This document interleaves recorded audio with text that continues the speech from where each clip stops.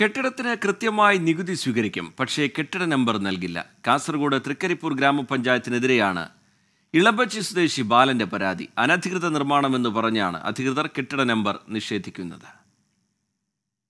2014 ബാലൻ വീടിനടുത്ത് കടമുറി നിർമ്മിക്കാൻ തൃക്കരിപ്പൂർ പഞ്ചായത്തിൽ അപേക്ഷ നൽകിയത്. സ്ഥലം പരിശോധിച്ച പഞ്ചായത്ത് അധികൃതർ നിർമ്മാണാനുമതി നൽകി. ബാങ്കിൽ നിന്ന് വായ്പയെടുത്ത് 2019 കെട്ടിട നിർമ്മാണം പൂർത്തിയാക്കി.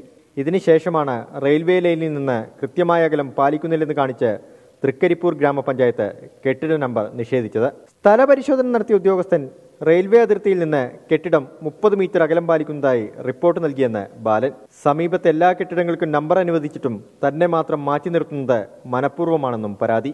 2014 ഞാൻ കെട്ടിടം നിർമ്മിക്കാനായിട്ട് പഞ്ചായത്തിൽ പെർമിറ്റിന് അപേക്ഷിച്ചിട്ട് എനിക്ക് പെർമിറ്റ് തന്നിരുന്നു.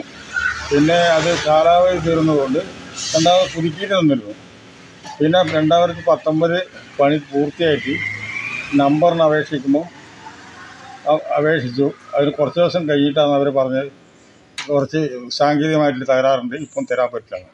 കെട്ടിടം ഉൾപ്പെടുന്ന സ്ഥലം റെയിൽവേയുടെ പരിധിയിൽ വരുന്നതാണെന്നും പഞ്ചായത്തിന് തെറ്റിദ്ധരിപ്പിച്ച് ബിൽഡിംഗ് പെർമിറ്റ് വാങ്ങിയതാണെന്നുമാണ് പഞ്ചായത്തിന്റെ നിലപാട്. എന്നാൽ കെട്ടിട നികുതി കൃത്യമായി സ്വീകരിക്കുന്നുമുണ്ട്.